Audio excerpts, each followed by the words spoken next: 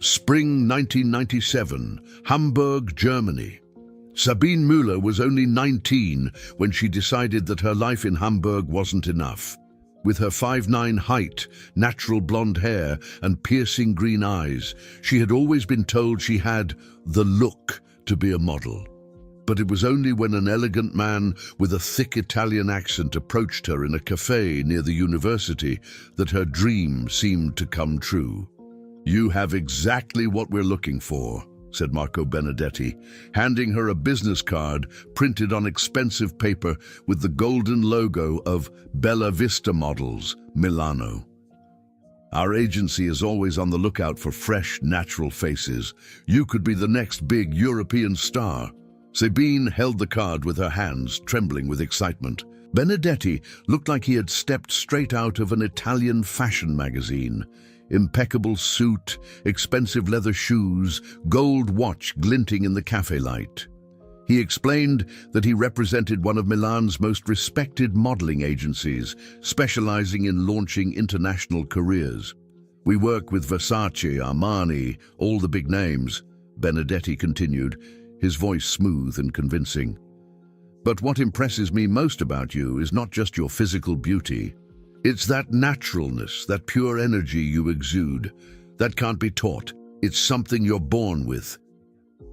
What Sabine didn't know was that Marco Benedetti had spent the last 3 days observing her routine. He knew her university schedule. He knew she lived alone in a small apartment, that her parents lived in a smaller town, and that she worked part-time in a clothing store to pay for her studies. More importantly, he knew she was vulnerable, dreamy, and desperately eager for a change in her life. Benedetti was not exactly what he appeared to be. At 42, he had spent the last decade developing a near-perfect recruitment system. His method was simple, but devastatingly effective. Identify young women in moments of transition, college students, recent graduates, those in unstable relationships, or with financial problems. The ideal profile was always the same: pretty enough to believe they could be models, but not connected enough in the industry to recognize the red flags. "I need to be honest with you," Benedetti said, taking on a more serious tone. "The competition in Milan is fierce. Many girls arrive there without adequate preparation and end up failing. But I see something special in you. If you're really interested, I can organize everything: professional portfolio, apartment, the right introductions. Of course, this requires an initial investment, but our agency covers all costs for the right girls." Sabine felt her heart race. It was everything she had ever dreamed of hearing. Benedetti continued to paint an irresistible picture: jobs in international campaigns, trips around the world, lucrative contracts, a life of glamour she never imagined possible. "The only requirement is total commitment," he explained. "When a girl joins our agency, she can't have any other distractions. Complicated relationships, side jobs, time-consuming studies, all of that has to take a back seat. Success requires sacrifice." In the days that followed, Benedetti bombarded Sabine with attention and promises. He called her daily, sent her flowers, took her to expensive dinners, where he told fascinating stories about the fashion world. He showed her photos of other discoveries of his that now graced the covers of major magazines. Each conversation was carefully calculated to increase her emotional dependence and diminish her capacity for critical thinking. "You're wasting your potential here," he repeated constantly. "Every day that passes is a missed opportunity. The fashion industry is cruel to age. At 25, many doors are already closed. At 19, you're at the perfect moment." The psychological pressure was subtle but constant. Benedetti alternated between exaggerated compliments and constructive criticism that planted seeds of insecurity. "You're beautiful, but we need to work on your posture. Your skin is perfect, but in Italy, the standard of beauty is a little different." Each comment was designed to make her feel that she needed his guidance to succeed. Sabine began to distance herself from friends and family. When asked about her plans, she defended Benedetti vehemently. "You don't understand how the fashion industry works," she told her concerned parents. "He knows important people. He has connections that can change my life." The social isolation was gradual but systematic. Benedetti always found ways to occupy her free time, always had a reason why she shouldn't go out with friends or visit family. "You need to prepare for Milan. You can't afford distractions right now." 3 weeks after their first meeting, Benedetti finally made the official proposal. "Are you ready to change your life? I have a flight to Milan booked for next Monday. A vacancy has opened up in our model house, a beautiful apartment in the city center where we host our girls at the beginning of their careers. All you have to do is say yes." Sabine looked at her small apartment in Hamburg, at the college books scattered across the table, at the photo of her with her parents on the bookshelf. For a moment, a small inner voice whispered caution, but Benedetti had spent weeks building a dream so vivid, so tangible, that the pale reality of her current life seemed insignificant in comparison. "I'll go," she finally said, sealing her fate with 2 simple words.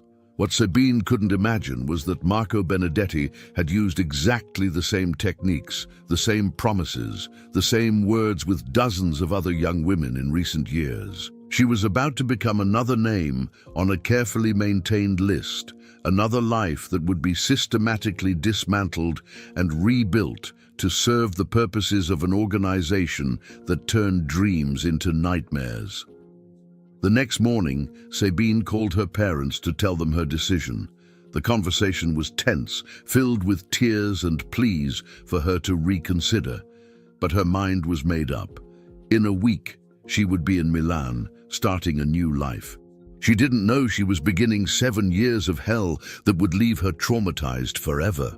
The flight from Hamburg to Milan lasted only 2 hours, but to Sabine, it seemed like an eternity. She looked out the airplane window, watching the familiar German landscapes give way to the Alps and then the Italian plains, feeling that she was literally flying toward a new life. The small apartment in Hamburg, the university, even her parents' worried faces, everything seemed to belong to someone else now. Benedetti was waiting for her at Malpensa airport, with a beaming smile and a bouquet of white roses.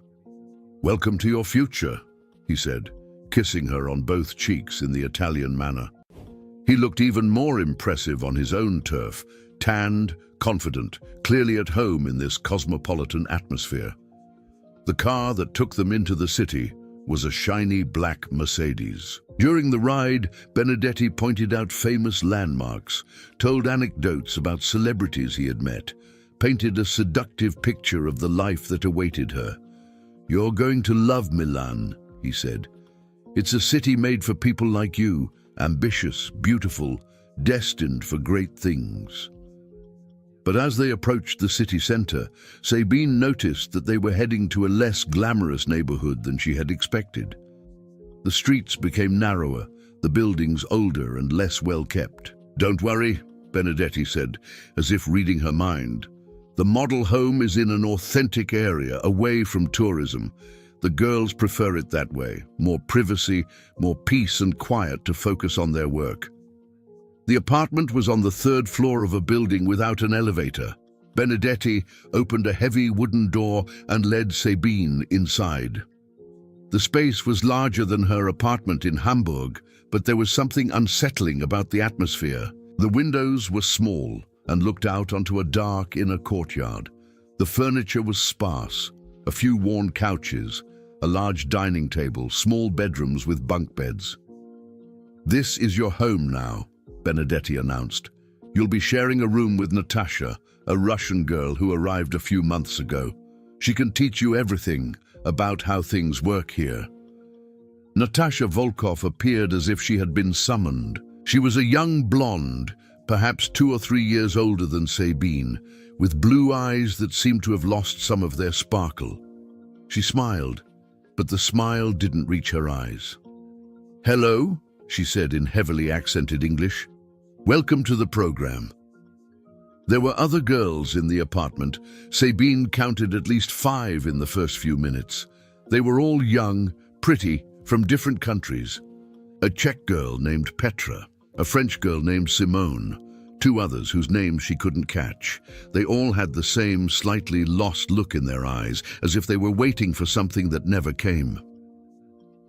The rules are simple, Benedetti explained that first night, gathering all the girls in the living room. You are here to become professional models. That requires discipline, dedication, and total trust in me and the agency. First, I'm keeping your passports for safety. Milan can be dangerous for tourists, and you're too valuable for us to take any risks. Sabine hesitated for a moment. Handing over her passport seemed like too big a step. But Benedetti noticed her reluctance immediately. It's standard procedure, girl. All serious agencies do it. Your documents will be safer with me than in a shared room. Besides, I'll need them to register you properly with the Italian system. The other girls handed over their passports without protest, so Sabine did the same. The little blue book with the golden German eagle disappeared into the inside pocket of Benedetti's jacket. Second rule, he continued, communication with home must be limited and supervised. Concerned families can create unnecessary pressure, and you need to focus entirely on your careers. I will help you write occasional letters to reassure your parents. In the early days, the routine seemed reasonable. In the morning, there were training sessions, posture, walking, facial expressions. In the afternoon, supposed photo shoots to build portfolios. Benedetti was always present, directing every movement, every expression. More sensual, girl. The Italian market appreciates femininity. Show more of your personality. But gradually, Sabine began to notice disturbing inconsistencies. The photo shoot seemed more geared toward intimate photographs than professional portfolio material. When she asked about real jobs, castings, or meetings with clients, Benedetti always had an excuse. You're not ready yet. You need more training. The market is tough right now, but great opportunities are coming. Food was scarce and controlled. Models need to maintain a specific weight, Benedetti explained. In Germany, that might be acceptable, but here the standards are different. Sabine, who had always had a healthy appetite, began to feel constantly hungry and slightly dizzy. Even more disturbing, she noticed that none of the other girls seemed to have any real modeling jobs. Natasha, who had supposedly been there for months, still had no professional photos to show. When Sabine questioned her privately, the Russian looked around nervously before answering. Be patient, Natasha whispered. Do what he asks. It's easier that way. At night, Sabine sometimes overheard conversations in Italian between Benedetti and other men who visited the apartment. She didn't understand the words, but the tone was businesslike, calculating. There were numbers being discussed, dates being set. Once, she distinctly heard her name mentioned, along with an amount in lire. After 2 weeks, Sabine asked to use the phone to call home. Of course, tesoro, Benedetti said, but remember what we talked about regarding staying focused. Your parents will want you to come home. They will try to discourage you.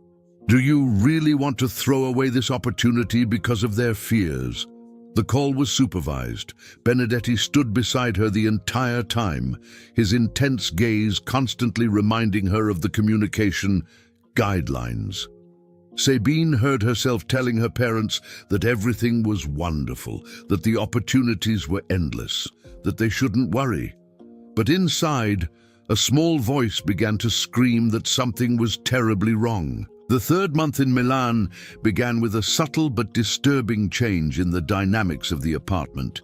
Benedetti announced that they were moving on to the next phase of the program. The morning training sessions became longer and more invasive.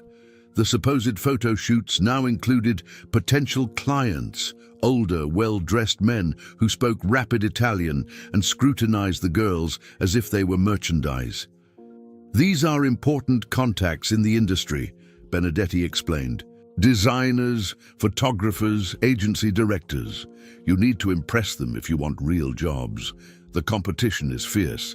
Each of you represents a significant investment on my part. It was then that Sabine found out about the investment. Benedetti presented her with a detailed bill: flight to Milan, 800 German marks, accommodation in the apartment, 500 marks per week, food, 200 marks per week, professional training sessions, 1,000 marks per month, agency fees, 15% of all future jobs. The total was already over 6,000 German marks, a fortune for a college student. "Don't worry," he said, seeing the shock on her face. "That's how the industry works. You'll pay it all back with your first contracts. But until then, you're in debt to me. It's a relationship of mutual trust." Sabine felt her stomach sink. She didn't have 6,000 marks. Neither did her parents. For the first time, the reality of her situation began to crystallize. She was trapped. Things quickly got worse. Benedetti installed security cameras to protect his investment. "Milan is full of dangers," he explained. "I need to know that my girls are safe." Cameras appeared in the main room, in the kitchen, even in the hallways. Officially, there were no cameras in the bedrooms, but Sabine began to suspect that there were microphones. Natasha finally opened up one night when Benedetti was out. "I've been here for 8 months, she whispered in the darkness of the shared bedroom. "At first, it was the same for you. Promises, training, hope. But there are no real modeling jobs. There never were." "What do you mean?" Sabine asked, even though part of her already knew the answer. "The clients who come to the photo shoots, they're not from the fashion industry. They're rich men who pay to see us, to touch us during the photos. Marco charges by the hour. The more we cooperate, the more money he makes. And our debt just keeps growing." Sabine felt nausea rise in her throat. But what about the other jobs? The advertising campaigns, the contracts? Natasha shook her head sadly. "Fantasy. He always has excuses. The market is tough. You need more training. Clients want something different. Meanwhile, the debt grows. Food, lodging, opportunity fees he makes up. Now I owe more than 15,000 marks. How am I going to pay that back without doing what he wants?" In the days that followed, Sabine began to see everything with different eyes. The photo shoots were clearly commercial operations where men paid to interact with vulnerable young women under the pretext of professional evaluation. Benedetti operated as a manager, charging by the hour for specific types of photos, for levels of artistic intimacy. She noticed that there was a hierarchy among the girls. Those who cooperated more received better treatment, more abundant food, individual rooms, promises of special jobs.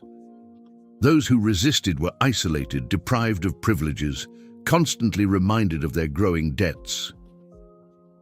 "You're being difficult, Sabine," Benedetti said after she refused to participate in a particularly invasive session. "That disappoints me. I invested so much in you. I believed in your potential. But maybe I was wrong about your determination." Indeed, the psychological manipulation was constant and sophisticated. Benedetti alternated between veiled threats and seductive promises. One day, he was the disappointed father. The next, he was the understanding mentor. There was always a carrot being dangled. A real job was coming. An important client had asked specifically about her. A unique opportunity was on the horizon. Communication with the outside world became virtually impossible. The phone was temporarily disconnected due to technical problems. Letters home were written under direct supervision, with Benedetti dictating virtually every word. "Dear parents, I am well and happy. Work is going wonderfully. Don't worry if I don't write often. I'm very busy with incredible opportunities." Sabine tried to leave the apartment alone once, but found that the front door was locked from the outside. When she questioned Benedetti, he calmly explained, For your safety, Tesoro. You don't know Milan, you don't speak Italian fluently, and with the debt you owe me, I can't allow you to just disappear. That would be theft. It was then that she realized other girls had tried to escape. Petra, the Czech girl, disappeared overnight a week after Sabine's arrival. Officially, she had dropped out of the program and returned home. But Simone, the French girl, whispered a different version. She tried to go to the embassy. Marco has contacts. She was brought back. Now she's in another apartment, in a much worse situation. Technological control intensified. Benedetti began monitoring not only activities in the apartment, but also conversations between the girls. He knew details of private conversations that could only have been obtained through electronic surveillance. I hear you've been questioning the program, he said to Sabine after a whispered conversation with Natasha. That's dangerous, man. Doubts create negative energy. They affect the whole group. As the summer progressed, the true nature of the operation became undeniable. It was not a modeling agency. It was a systematic human trafficking operation disguised as a professional opportunity. Benedetti was a professional predator who had perfected a system of recruitment, control, and exploitation that ran like a well-oiled machine. Sabine realized she was in a desperate situation. Without a passport, without money, in a foreign country where she didn't speak the language, owing thousands of marks to a man who clearly had connections to criminal elements, she was completely at the mercy of a system designed to keep young women in psychological and financial captivity. But for the first time since she had arrived in Milan, she began to feel something other than fear and confusion. She began to feel anger, and with anger came a dangerous determination. She would find a way to escape this nightmare. What Sabine didn't know was that Benedetti had experience dealing with rebellious girls, and his methods for breaking resistance were far more brutal than she could have imagined. Sabine's silent rebellion did not go unnoticed for long. Benedetti had built his empire based on his accurate reading of human behavior, and he recognized the signs of growing resistance with the expertise of someone who had dealt with hundreds of women over the years. It all started to fall apart on a stifling July morning. Sabine had found an old cell phone left behind by one of the clients and managed to hide it for 3 days. During the early hours of the morning, while the other girls slept exhausted, she desperately tried to make calls home, to the German police, to anyone who could help her. But Benedetti had more sophisticated monitoring systems than she realized. On the 4th morning, he entered her room holding the phone, his face a mask of calm that was more terrifying than any outburst of anger. "Sabine, cara mia," he said, his voice dangerously low.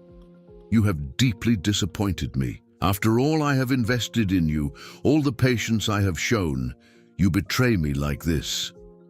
What happened next destroyed any illusions Sabine might still have had about Marco Benedetti's true nature.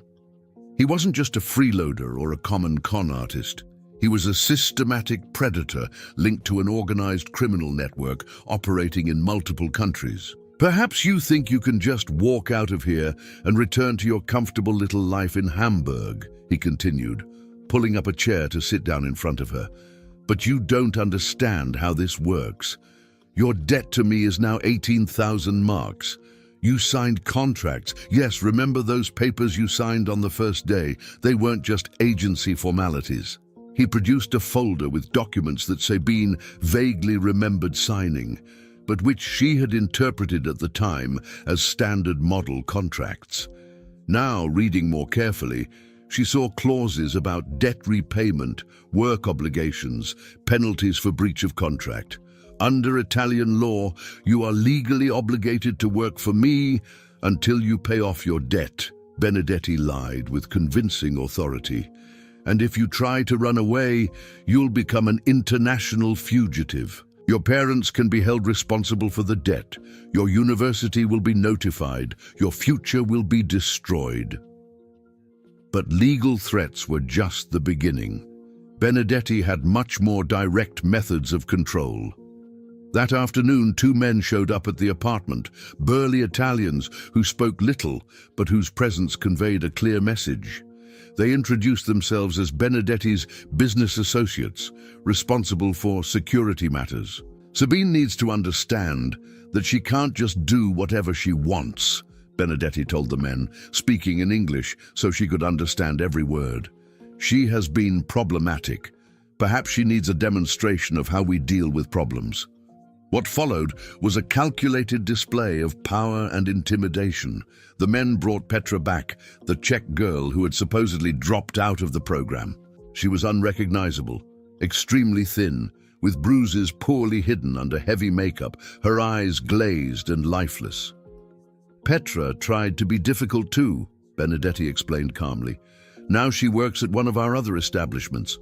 The conditions there are less comfortable. The girls work 12-hour shifts 7 days a week. No private rooms, no privileges, no hope of negotiating their debts. Petra looked directly at Sabine, her lips moving almost imperceptibly. "Don't try to escape," she whispered. "It's worse, much worse." The message was clear: cooperation or devastating consequences. Benedetti had turned the prison apartment into a paradise compared to the alternatives available in his network. That night, Sabine discovered more about the true extent of the operation. During a conversation she shouldn't have overheard, Benedetti spoke on the phone in Italian, with someone obviously higher up in the criminal hierarchy. Although she didn't understand everything, she picked up numbers. Dozens of girls, multiple locations, huge amounts of money. Natasha, who had gradually become her confidant, revealed even more terrifying details. He has girls from 15 different countries. Some are like us. They were deceived with promises of a career. Others were literally bought from poor families. There's an Albanian girl who told me she was sold by her own parents to pay off debts. Benedetti's system was an industrial machine of human exploitation. He had contacts in employment agencies in poor countries, connections with corrupt border officials, lawyers who prepared false documents, police officers who ignored complaints in exchange for bribes. The beauty of the system, she heard Benedetti explain to a visitor, is that the girls control each other.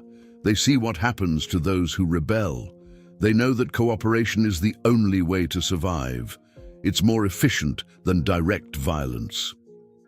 But when Sabine tried again to establish contact with the outside world, this time by writing a desperate letter and trying to convince a delivery man to post it, Benedetti decided that words and threats were no longer enough. The punishment came in the form of total isolation. Sabine was locked in a small, windowless room in the basement of the building with only a bucket for her needs and water once a day. For 72 hours, she was alone in the dark, hearing only the distant noises of the city above and occasionally the muffled voices of other victims.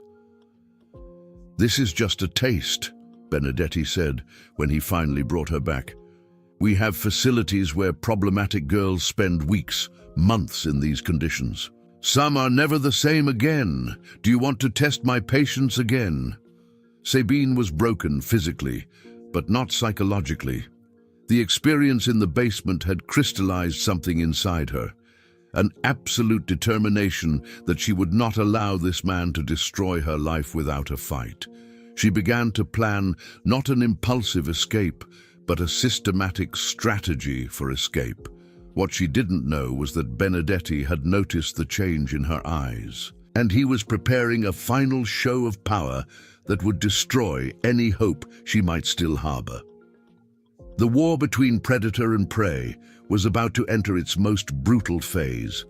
Sabine's opportunity came from where she least expected it: Marco Benedetti's own ego. After months of controlling every aspect of the girls' lives, he had become arrogant, overconfident in his foolproof system. It was this arrogance that created the first real crack in his operation. It all started when an important client, a Swiss businessman with political connections, expressed specific interest in Sabine during one of the evaluation sessions. Klaus Richter was different from the other men who frequented the apartment. More refined, more cautious, clearly experienced in shady international business. "This one is top quality," he told Benedetti, examining Sabine as if she were a work of art. German, educated, still with a certain dignity in her eyes. "For my clients in Zurich, she would be perfect." Benedetti saw an opportunity too lucrative to refuse. Richter was willing to pay 50,000 marks for an exclusive 6-month contract with Sabine. But he wanted legal guarantees, proper documentation, an operation that would look legitimate to his high-level connections. This is where Benedetti made his first critical mistake. He needed Sabine to appear cooperative and willing to Richter. For 3 days, she was treated like a princess, plentiful food, new clothes, even permission to bathe in privacy. The goal was to make her appear healthy and willing to the potential client. But Benedetti underestimated Sabine's intelligence. She immediately realized that this was her only real chance of escape, and she began to plan meticulously. During preparations to meet Richter, she gained temporary access to areas of the apartment that were normally off-limits, including Benedetti's office. It was there that she discovered the true extent of the operation.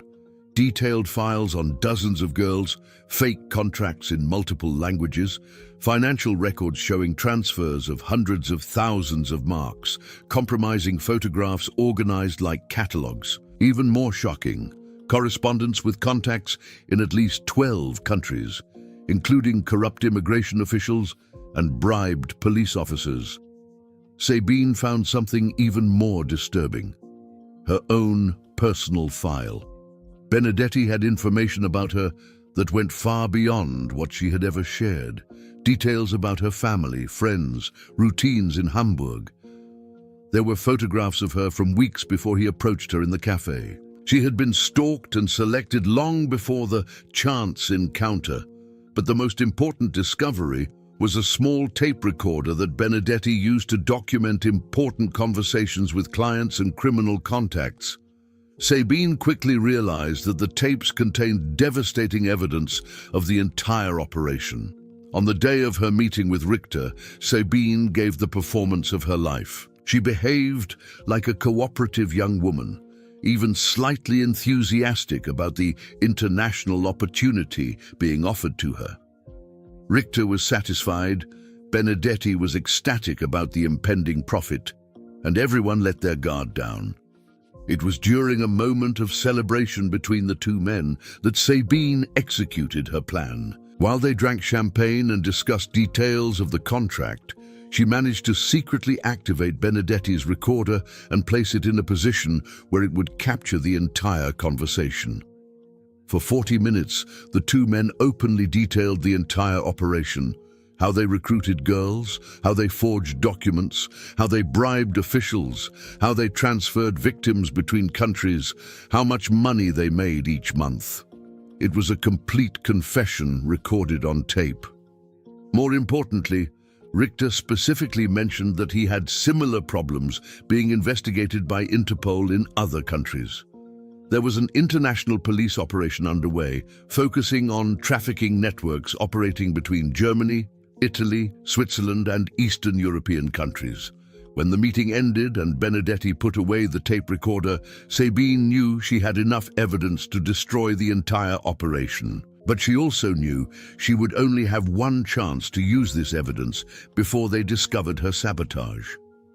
Her opportunity came 2 days later, when Benedetti left for a lengthy meeting with other members of the criminal network. Sabine had noticed that he always carried his most important tapes in a briefcase, but occasionally left backup copies hidden in his office. She managed to locate the tape with Richter's recordings and, more importantly, the phone number of a police contact that appeared on Benedetti's papers, apparently an Italian investigator who was being monitored by the organization. With her heart pounding, Sabine dialed the number. By incredible luck, it was indeed a detective with the Italian Polizia di Stato specializing in international crime, Commissario Antonio Bersani, who had been investigating reports of missing young European women in Milan for months. The call lasted only 3 minutes, but it was enough. Sabine managed to convey crucial information: her exact location, the names of the key operators, the existence of multiple victims in the apartment, and most importantly, she mentioned the connection to Klaus Richter, a name Bersani recognized immediately. "Richter has been on our investigation list for 2 years, Bersani said urgently.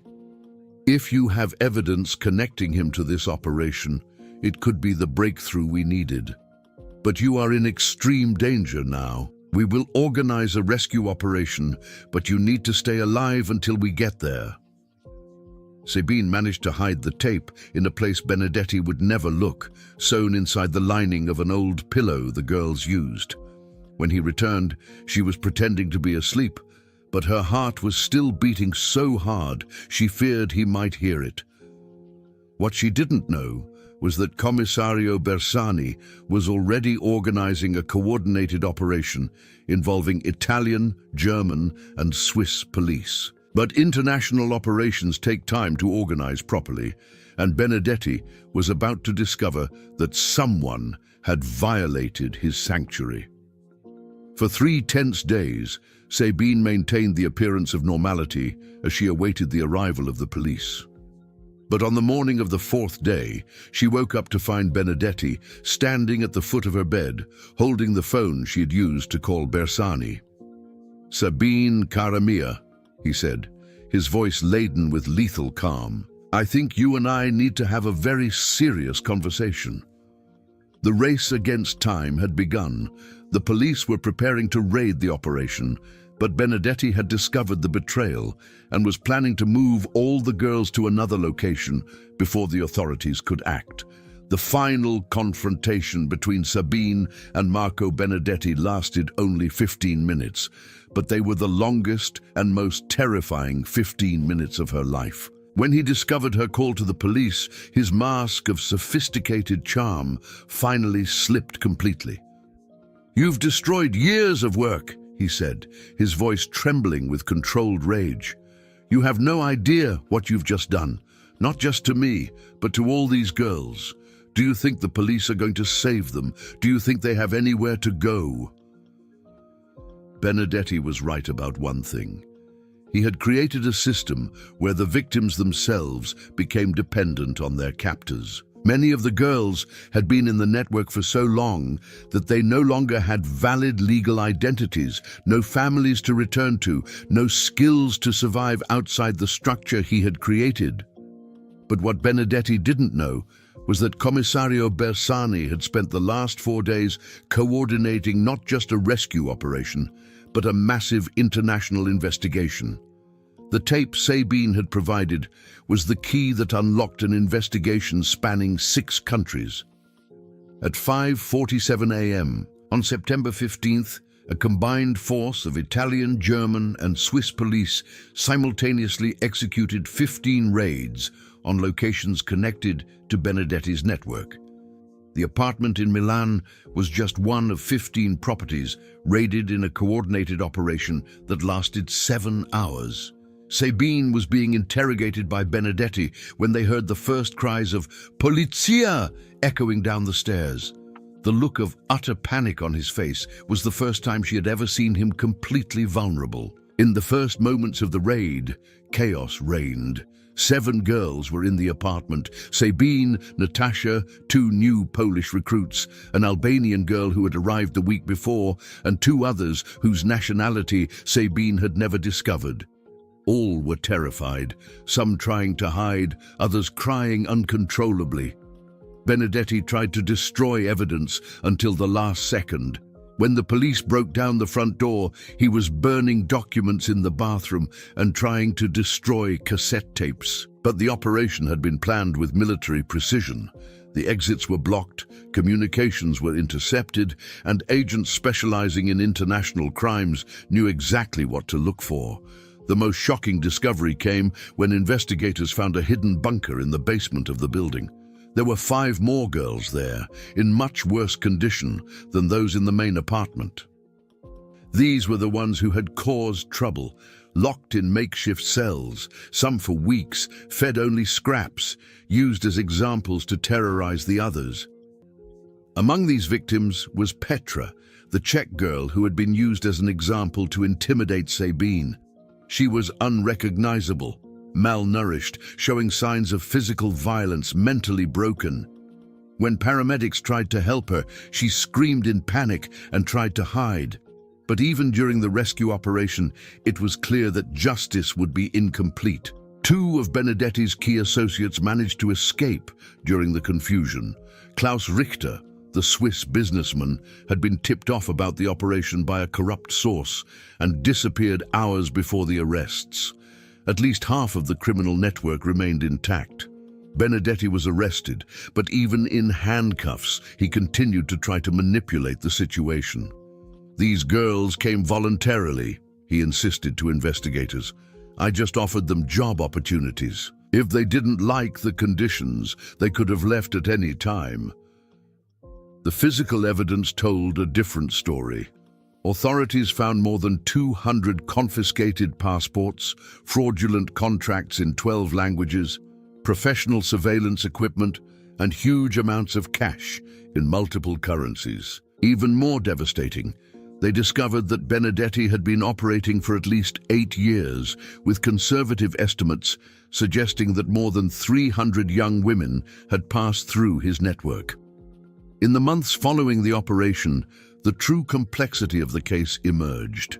The investigation revealed connections to criminal networks in countries as far away as Ukraine, Nigeria, and the Philippines. Benedetti was not an independent operator, but part of an international human trafficking system that generated millions of euros annually.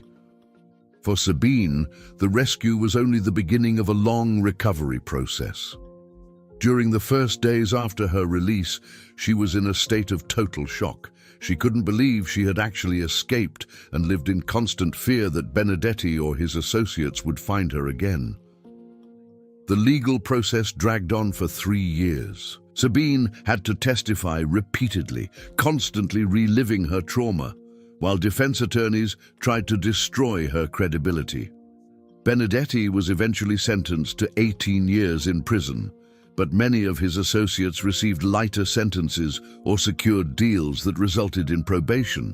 Even more frustrating, only a fraction of the money generated by the operation was recovered. Most of the funds had been transferred to offshore accounts or invested in property under false names. The victims never received adequate compensation for their years of trauma. Natasha never fully recovered.